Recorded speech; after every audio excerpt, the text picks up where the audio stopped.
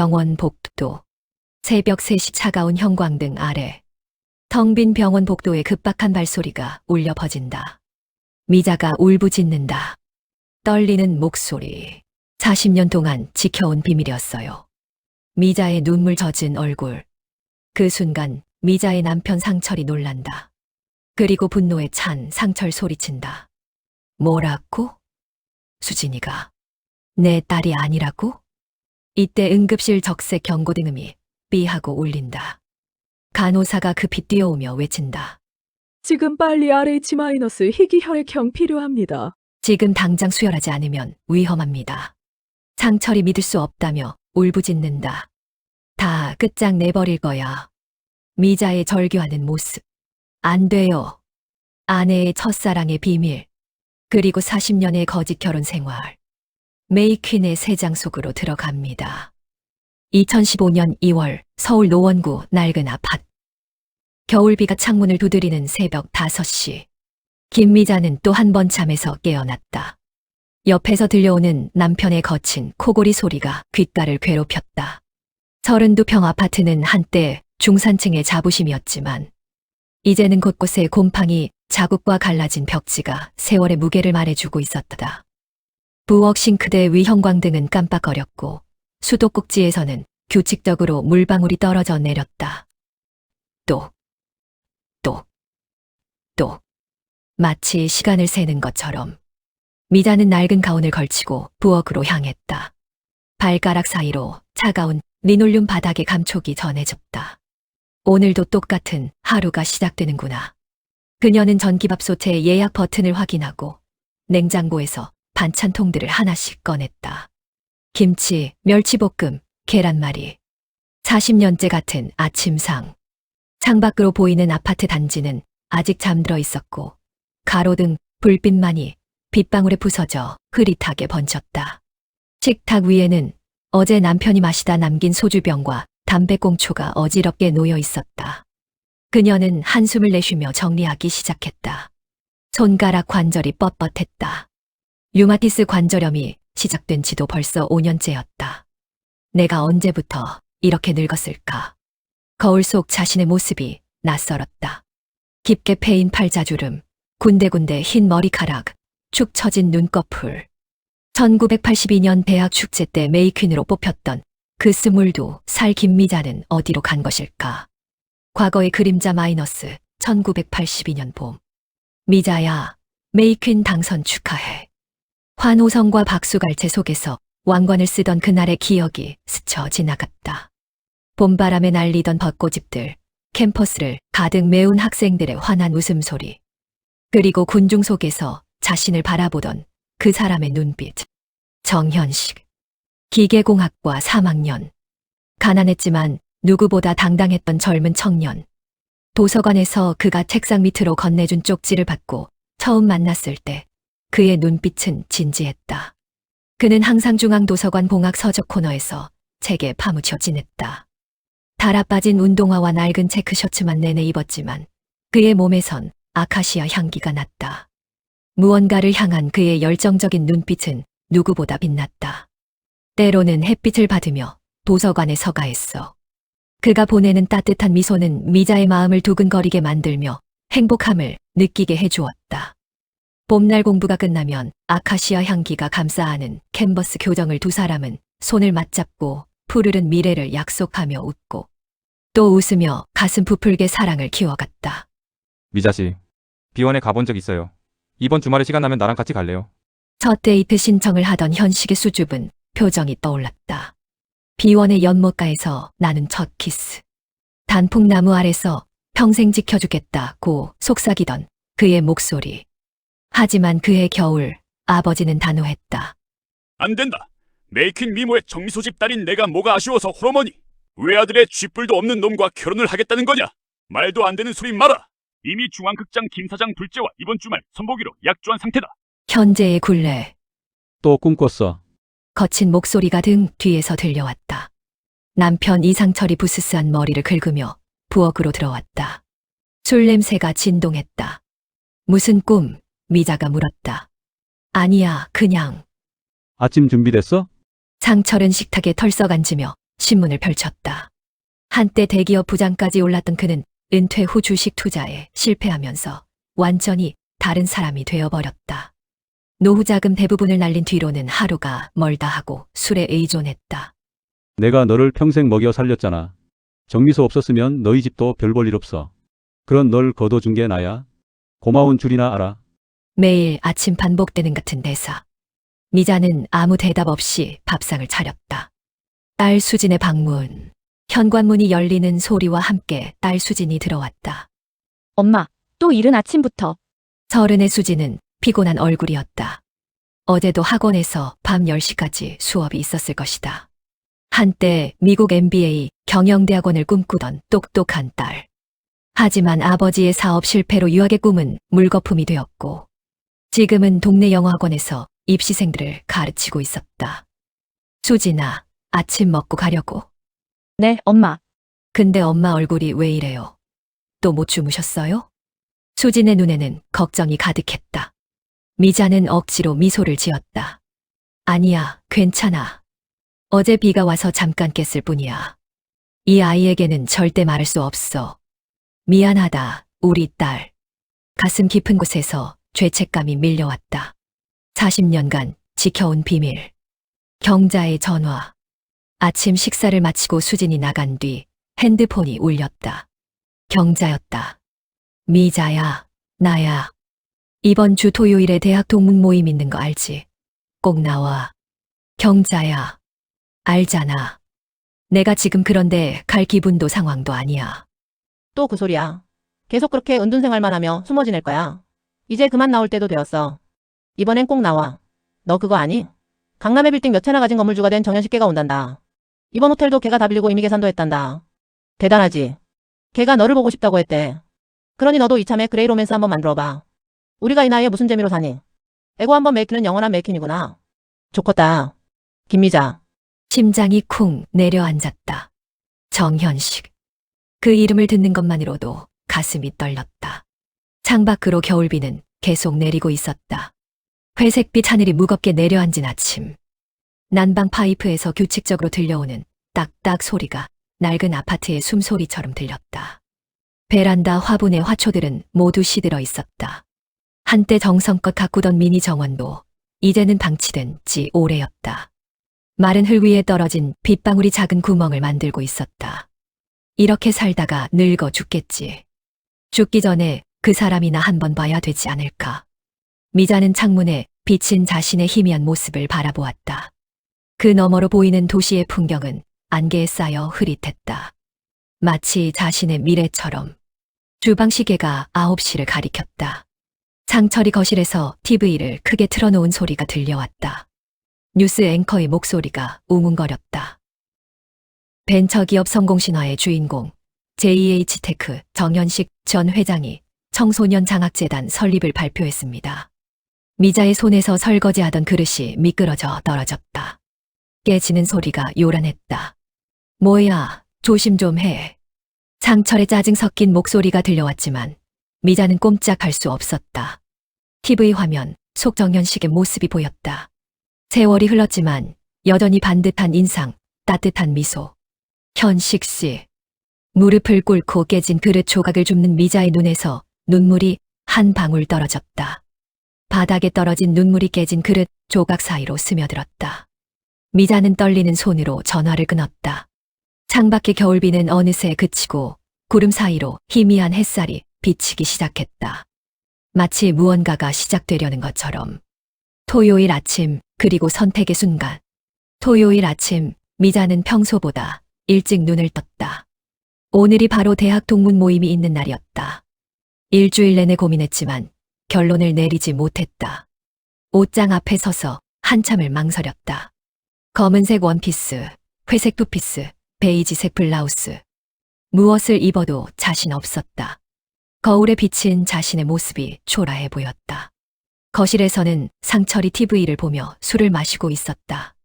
오전 10시부터 술을 마시는 것이 이제는 일상이 되어버렸다. 탁자 위에는 어제 마신 소주병들이 정리되지 않은 채 놓여 있었고 재더리에는 담배꽁초가 수북이 쌓여 있었다. 이 사람은 대체 언제까지 이럴 건가? 미자가 외출 준비를 하는 것을 본 상철이 퉁명스럽게 물었다. 어디가? 경자가 동문 모임이 있대서. 동문 모임? 쓸데없는데 왜 가? 차비 아깝게. 집에나 있지. 상철의 목소리에는 짜증이 묻어났다. 그는 리모컨으로 TV 볼륨을 더 높였다. 스포츠 중계 소리가 집안을 가득 채웠다. 해설자의 흥분된 목소리가 귀를 찔렀다. 가끔은 나도 밖에 나가 바람이라도 쏘고 싶어요. 미자의 작은 항변에 상철이 벌떡 일어났다. 그의 얼굴이 붉게 달아올라 있었다. 술 기운 때문인지 분노 때문인지 알 수 없었다. 뭐? 바람 같은 소리 하네. 너 내가 일할 때 맨날 잘 쏘다니지 않았냐? 나는 너 먹여 살리느라 힘들게 내 청춘 다 바쳤는데. 너는 그따위로 말하지. 내가 못 나가게 한 적 있어? 평생 먹여 살린 나를 고마운 줄도 모르고. 또 시작이구나.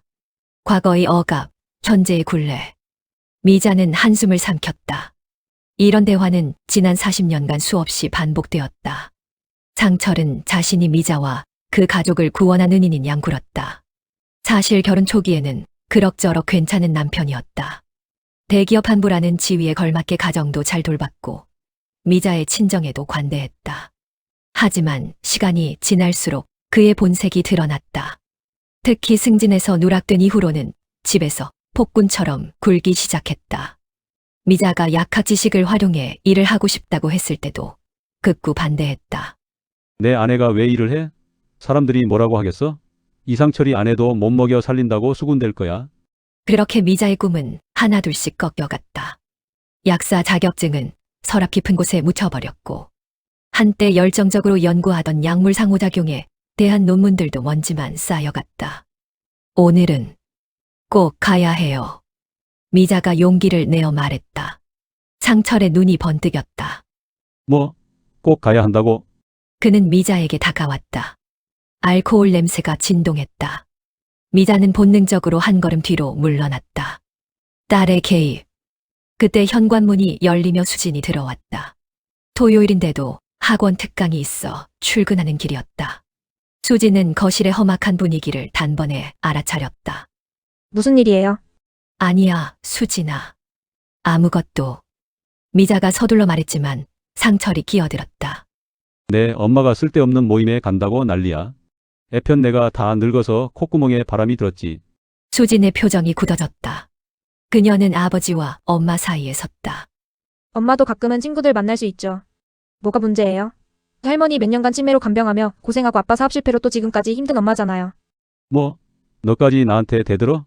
상철이 목소리를 높였다. 수진은 물러서지 않았다. 대학 시절부터 아버지의 횡포를 보며 자란 그녀는 더 이상 참을 수 없었다. 엄마도 인간이에요. 숨 좀 쉬게 해줘요. 이제는 할머니 대신 매일 아빠 술주정에 담배 연기가 가시지 않는 이 집구석에서 매일 어떻게 버티겠냐고요. 정말 아빠도 너무해요. 2년이. 상철이 손을 들어 올렸다. 미자가 급히 수진을 감쌌다.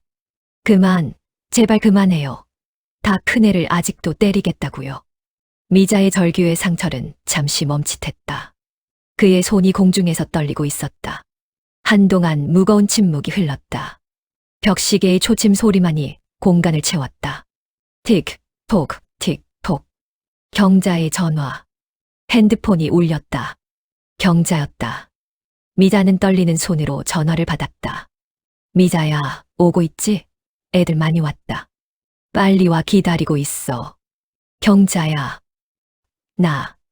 설마 안 온다는 거 아니지? 정현식도 이미 와 있어. 너 기다리는 눈치야. 그 순간 상철이 미자의 핸드폰을 낚아챘다. 여보세요? 경자 씨죠? 미자는 오늘 못 갑니다. 아니, 앞으로도 계속 못 갑니다. 전화를 끊고 핸드폰을 소파에 던져버린 상철. 미자는 망연자실했다. 수진이 엄마의 어깨를 감싸 안았다. 엄마 가요. 제가 모셔다 드릴게요. 수진아. 엄마도 인생이 있잖아요. 언제까지 이렇게 살 거예요?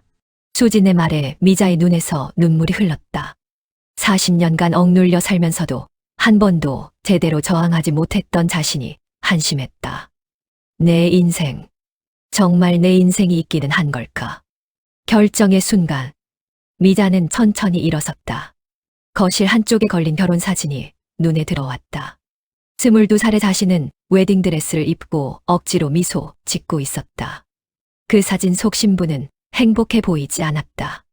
결혼 전날 밤 현식과의 마지막 만남이 떠올랐다. 미자 씨 정말 가야 해요? 우리 도망가요. 어디든 좋아요. 현식 씨, 미안해요. 저는 갈 수 없어요. 그때 자신이 다른 선택을 했다면 어땠을까? 만약 그날 밤 현식과 도망갔다면. 엄마? 수진의 목소리에 미자는 현실로 돌아왔다. 가자, 수진아. 나 좀 데려다 줘. 네? 정말요? 상철이 소리쳤다. 뭐? 감히 내 말을 무시하고 내 말은 안중에도 없다 이거지. 야, 김미자. 미자는 상철을 똑바로 바라보았다. 40년 만에 처음으로. 저도 사람이에요.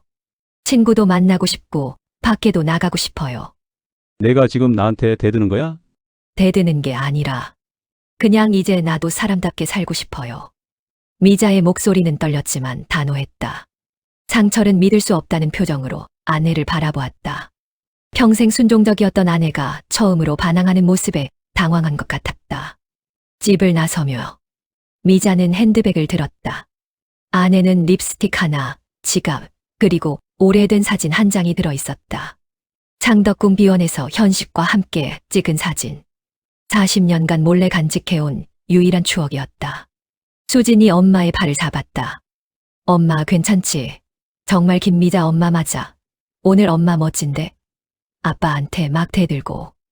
그래 그렇게 가자 엄마. 앞으로. 응. 괜찮아. 현관으로 향하는 미자의 발걸음은 생각보다 가벼웠다. 뒤에서 상철이 계속 소리치고 있었지만 더 이상 들리지 않았다. 아파트 복도는 형광등 불빛 아래 창백하게 빛나고 있었다. 엘리베이터를 기다리는 동안 미자는 깊게 숨을 들이쉬었다. 이제 정말 이렇게 커보자. 엘리베이터 문이 열렸다. 거울처럼 반짝이는 스테인리스 벽면에 자신의 모습이 비쳤다. 62살이 지친 얼굴이었지만 눈빛만은 살아있었다. 마치 22살의 그 메이큰처럼. 차 안에 서서 수진의 차는 조용히 아파트 단지를 빠져나갔다. 라디오에서는 잔잔한 음악이 흘러나왔다. 엄마, 진짜 괜찮지? 아빠 후환도 안 무섭지? 나중에. 괜찮아. 오늘만은 내가 나로 살고 싶어. 신호등에 멈춰선 차 안. 미자는 창밖을 바라보았다. 토요일 오후의 서울은 활기차 보였다. 거리를 오가는 사람들, 카페에서 웃고 떠드는 젊은이들, 손을 잡고 걷는 연인들. 나도 저렇게 살 수 있었을 텐데. 오늘 그 일을 정말 보는 걸까? 엄마, 무슨 생각해요? 아니야. 그냥. 미자는 핸드백 속 사진을 만져보았다. 손끝에 낡은 사진의 감촉이 느껴졌다. 호텔에 가까워질수록 심장이 빨리 뛰기 시작했다. 50년 만의 재회. 정현식은 어떤 모습일까? 자신을 알아볼까? 아니, 알아본다면 뭐라고 말해야 할까? 엄마 도착했어요. 수진이 호텔 앞에 차를 세웠다. 웅장한 호텔 건물이 눈앞에 펼쳐졌다. 유리문 너머로 화려한 로비가 보였다.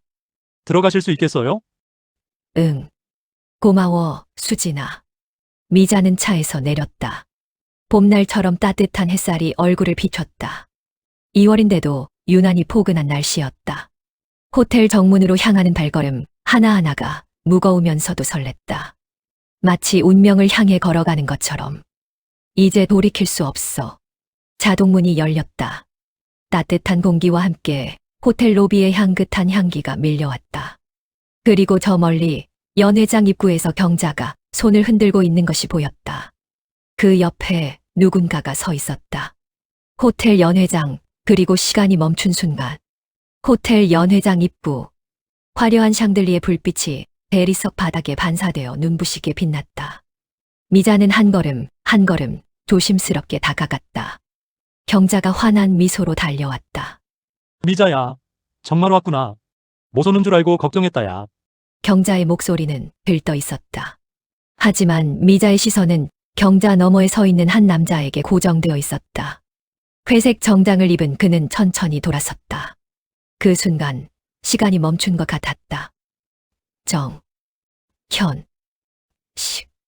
세월이 그의 얼굴에 주름을 새겼고 머리카락은 희끗해졌지만 그 눈빛만은 변하지 않았다. 대학 도서관에서 처음 만났을 때의 그 진지하고 따뜻한 눈빛.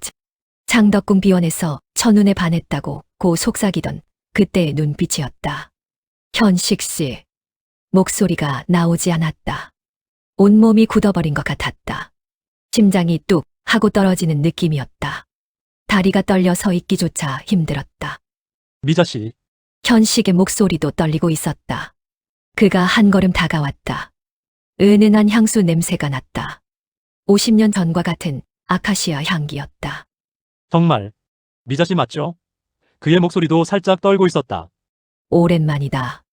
그의 눈에 살짝 눈물이 보였다.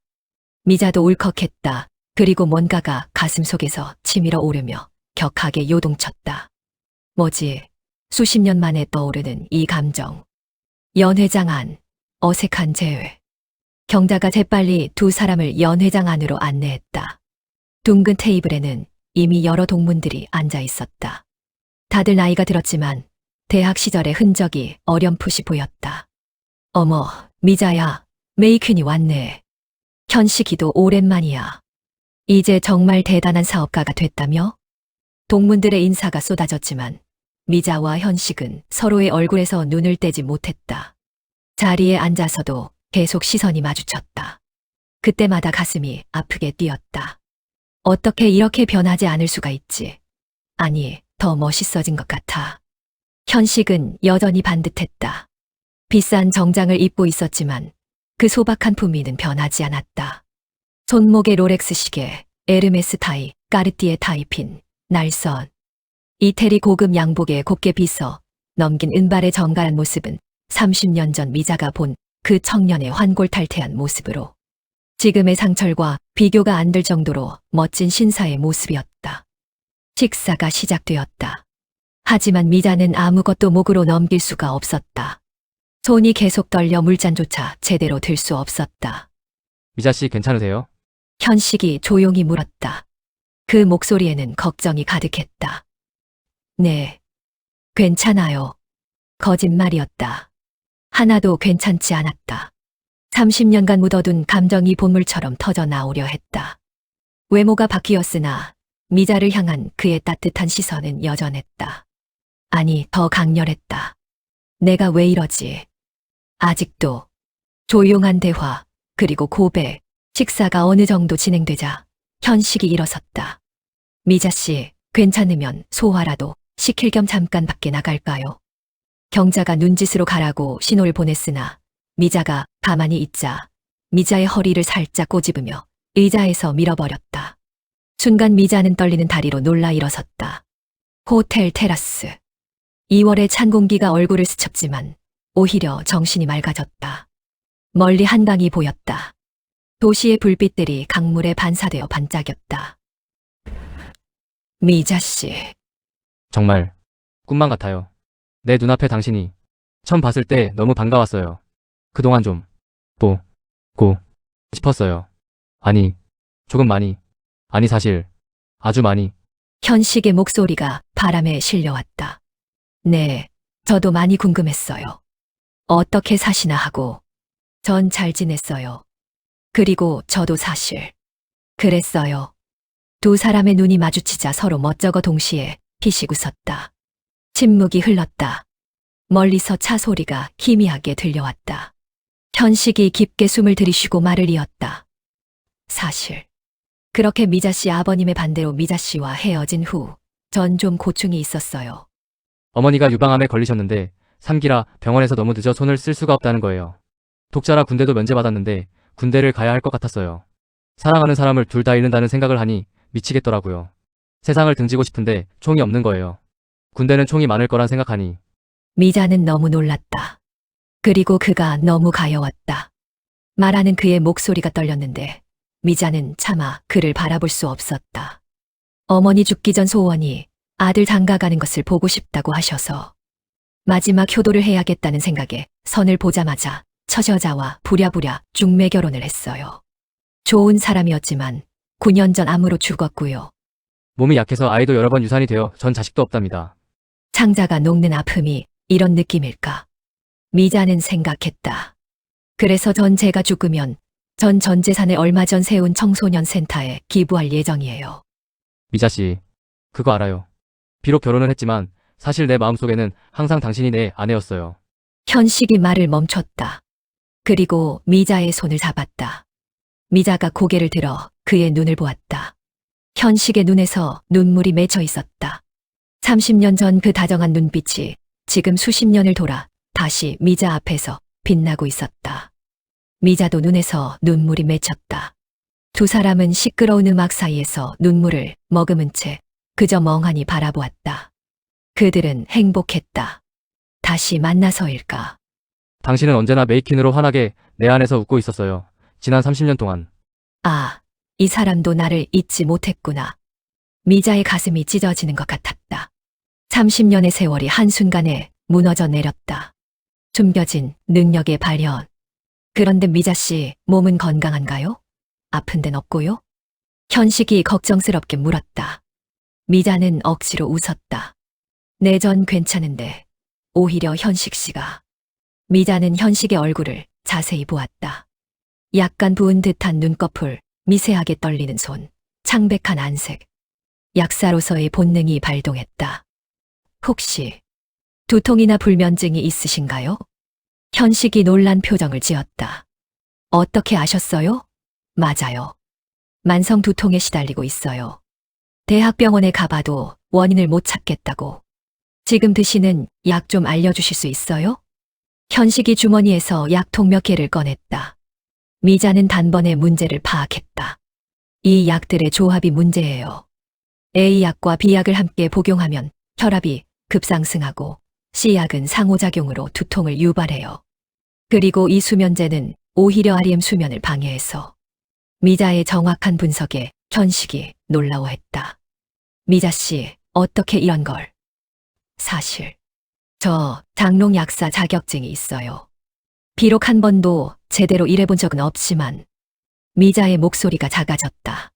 현식이 그녀의 손을 잡았다. 따뜻한 온기가 전해졌다. 미자 씨는 정말 대단한 분이에요. 항상 그랬죠. 운명의 전화. 그때 미자의 핸드폰이 요란하게 울렸다. 수진이 친구였다. 급한 목소리가 들려왔다. 아줌마, 큰일 났어요. 수진이가 지금 교통사고가. 전화가 끊겼다. 미자의 얼굴이 새하얗게 질렸다. 수진이가, 우리 딸이. 미자는 그대로 주저앉았다. 현식이 급히 그녀를 부축했다. 어느 병원인지 아세요? 제 차로 모셔다 드릴게요. 현식이 경자를 불러 쓰러진 미자를 태우고 현식이 운전하여 빠르게 병원으로 향했다. 수진아, 제발. 제발 무사해야 해. 병원, 그리고 충격적인 진실. 응급실. 수진은 중환자실에 있었다. 간호사가 심각한 표정으로 일행에게 다가왔다. 지금 환자가 수혈을 해야 하는데 희귀혈액이라 큰일이에요. 의사 노조 파업으로 지금 혈액은행에서도 담당자가 전화를 안 받고요. 한시가 급한데 환자분 아버님은 전화하니 영영이라 하는데 그럼 환자분 어머님이 RH-인가요? 미자가 무너져 내렸다. RH 혈액형. 그것은 현식의 혈액형이었다. 상철은 O형이었다.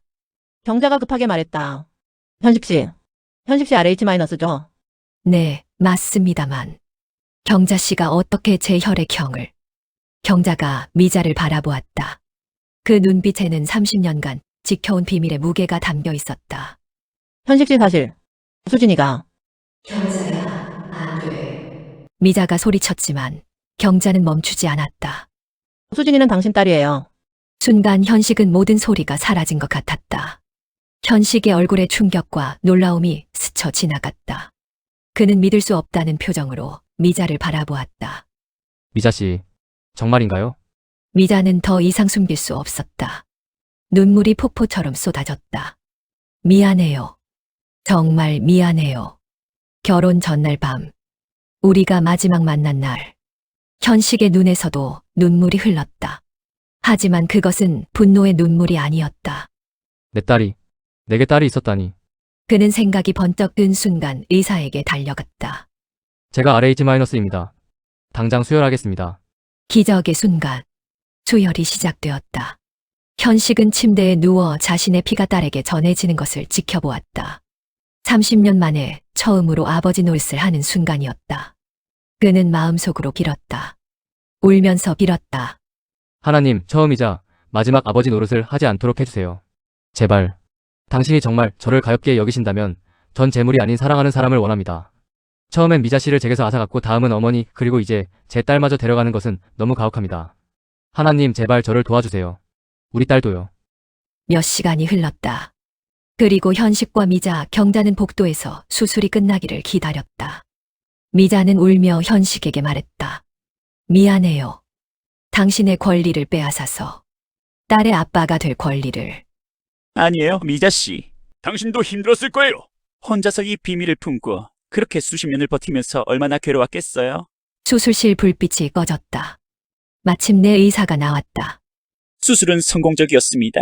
수혈도 잘 되었고요. 안도의 한숨이 터져 나왔다. 미자는 그 자리에 무너져 내렸다.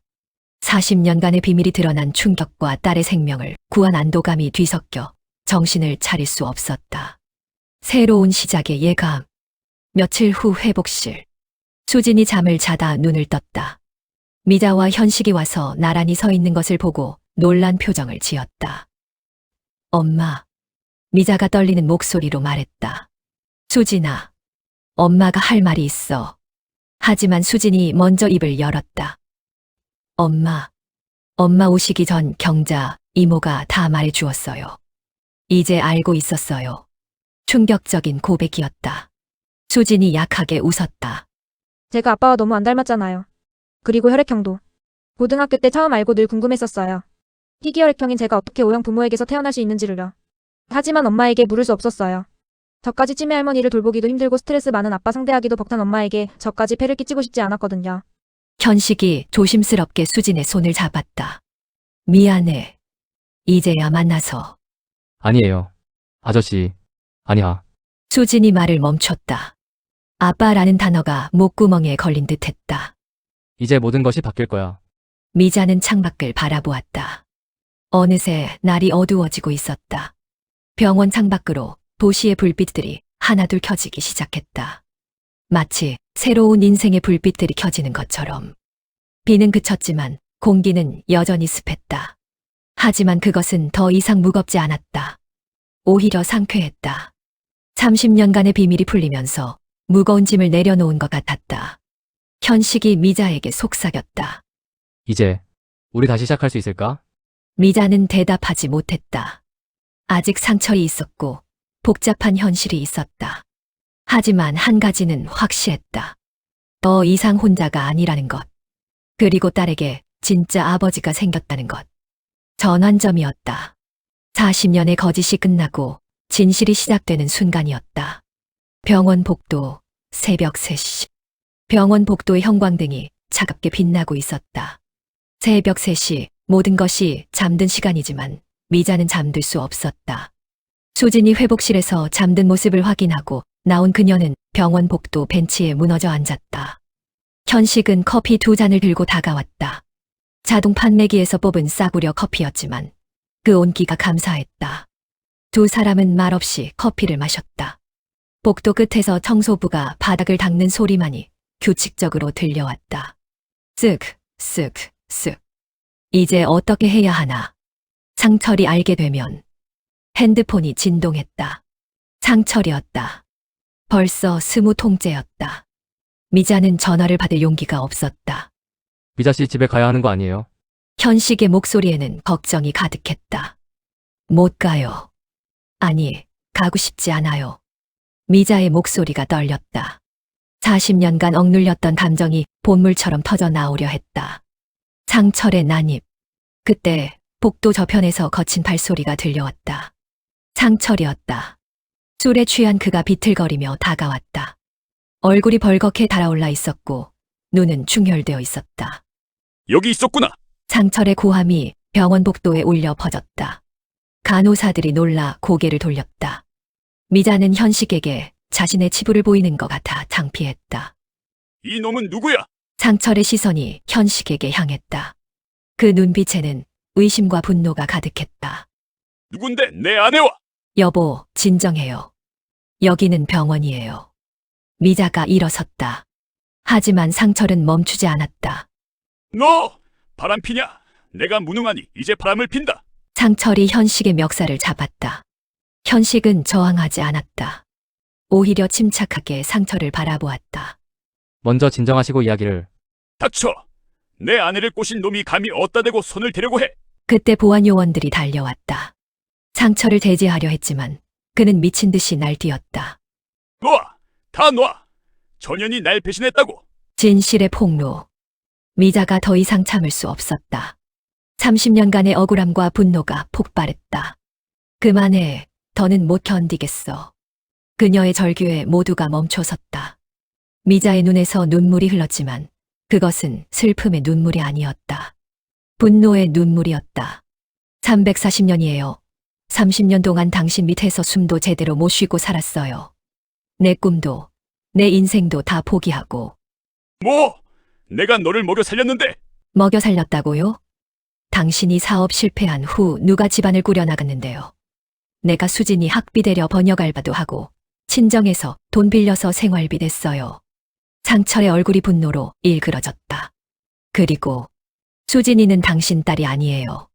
순간 복도가 정막에 휩싸였다. 상철의 입이 벌어졌다. 믿을 수 없다는 표정이었다. 뭐라고? 수진이는 여기 있는 현식 씨 딸이에요. 결혼 전날 밤 마지막으로 만났을 때 생긴 아이예요. 이제 모든 게 끝이야. 상철이 비틀거렸다. 그의 얼굴이 파랗게 질렸다가 다시 붉어졌다. 분노, 배신감, 충격이 뒤섞인 표정이었다. 상철의 위협. 이년이. 너가 뻐꾸기냐? 애비 없는 자식을 나 수십 년을 내등 처먹고 산 년이구나 내가. 상철이 미자에게 달려들려 했지만 현식이 막아섰다. 그만하십시오. 미자 씨도 힘들었습니다. 이제 그 뻐꾸기 남편이 돌아왔으니 당신에게 진빚 갚고 그 둥지를 나오도록 하겠습니다. 닥쳐, 내가 뭔데? 상철이 주머니에서 무언가를 꺼냈다. 작은 약병이었다. 수면제였다. 이거 다 먹고 죽어버릴 거야. 너희 때문에. 다 너희 때문이야. 그는 약병 뚜껑을 열고 한꺼번에 약을 입에 털어 넣으려 했다. 미자가 소리쳤다. 안 돼요. 하지만 예상과 달리 그녀의 목소리에는 두려움보다 연민이 담겨 있었다. 30년을 함께 산 세월이 있었다. 미워했지만 그래도 수진의 아버지 역할을 해준 사람이었다. 수진의 개입. 그때 회복실 문이 열렸다. 수진이 휠체어를 타고 나왔다. 간호사가 부축하고 있었지만 그녀의 눈빛은 단호했다. 아빠. 아니, 이상철 씨. 수진의 목소리는 차가웠다. 상철이 멈칫했다. 수진아. 그만하세요. 이제 그만 엄마를 놓아주세요. 더 초라해지기 전에요. 알잖아요. 엄마가 얼마나 힘들게 살았는지. 엄마 없었으면 우리 가정은 진짜 무너졌을 거예요. 경자가 미자의 손을 잡았다. 미자야, 이제 내 인생을 살아. 늦지 않았어. 수진의 눈에서 눈물이 흘렀다. 저도 알아요. 아빠가 저를 사랑했다는 것. 비록 친아버지는 아니었지만 저를 키워주신 건 맞아요. 하지만 그녀가 잠시 말을 멈췄다. 현식을 바라보고 다시 상철을 보았다. 하지만 엄마도 행복할 권리가 있어요. 3년이면 충분하지 않아요? 상철의 손에서 약병이 떨어졌다. 바닥에 떨어진 약들이 흩어졌다. 흰색 알약들이 차가운 병원 바닥에 굴러다녔다. 울음조차 터지지 않았다. 속은 이미 다 부서진 뒤였다. 상철은 그 자리에 무너져 앉았다. 거대한 산이 무너지는 것 같았다. 한때 대기업 부장으로 위세를 떨치던 남자가 이제는 초라한 노인이 되어 바닥에 주저앉아 있었다. 나도 사실 알고 있었어. 내 엄마가 나를 사랑하지 않는다는 것. 하지만 인정하고 싶지 않았어.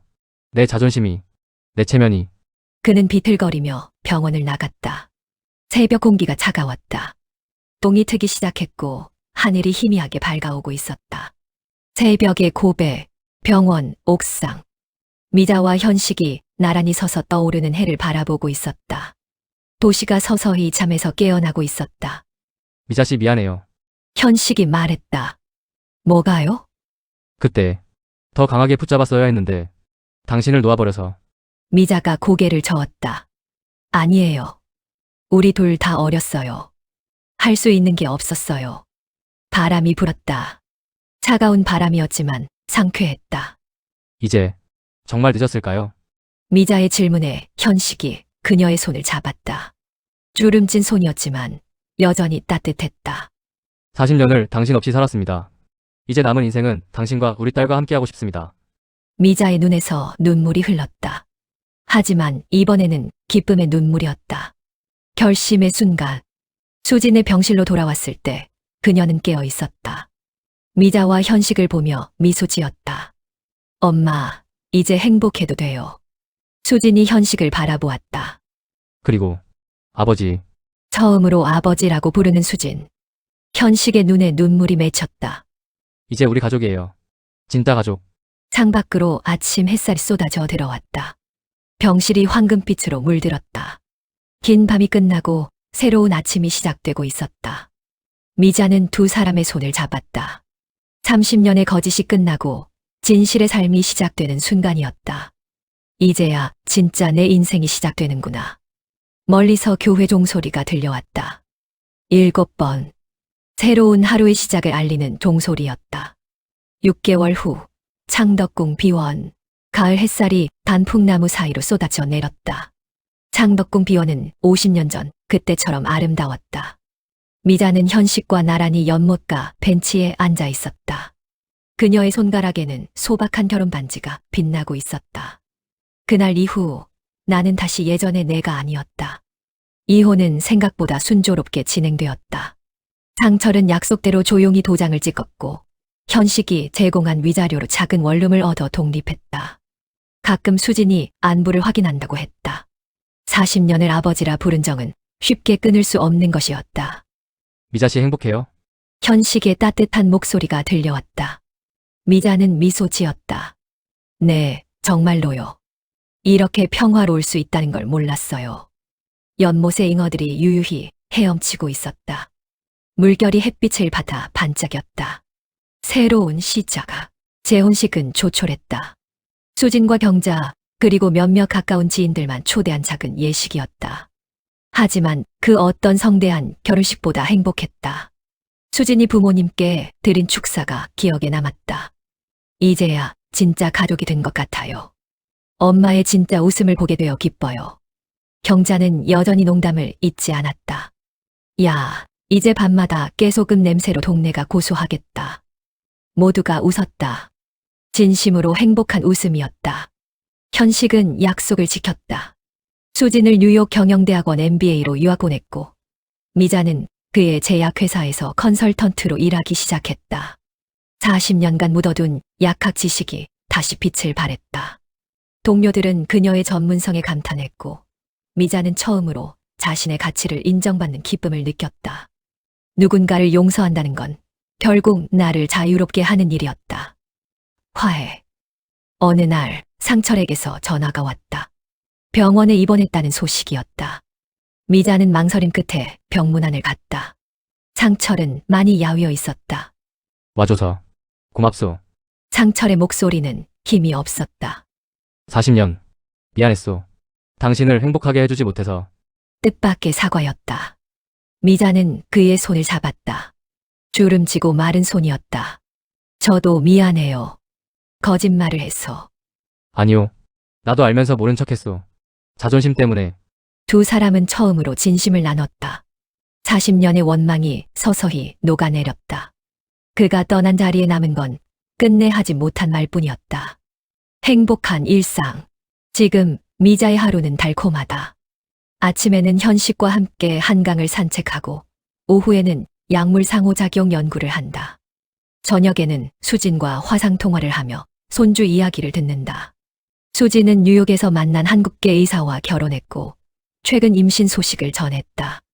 엄마, 이름 지어주세요. 외할머니가 지어준 이름이라고 하고 싶어요. 주말에는 현식과 함께 청소년 장학재단 일을 돕는다.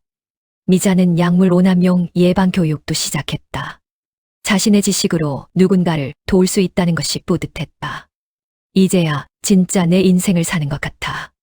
창덕궁 비원의 단풍이 바람에 흔들렸다. 붉고 노란 잎들이 춤추듯 떨어졌다. 현식이 미자의 어깨를 감쌌다. 그때는 가난과 신분이 우리를 갈라놓았지만 이제는 그 무엇도 우리를 떼어놓을 수 없어요. 미자는 그의 품에 기댔다. 따뜻했다. 수십 년을 돌아 다시 만난 사랑은 더욱 깊고 진했다. 눈부신 햇살이 창가에 쏟아지고 있었다. 따뜻한 커피 향이 은은하게 퍼졌다. 평범하지만 소중한 일상. 그것이 진짜 행복이었다.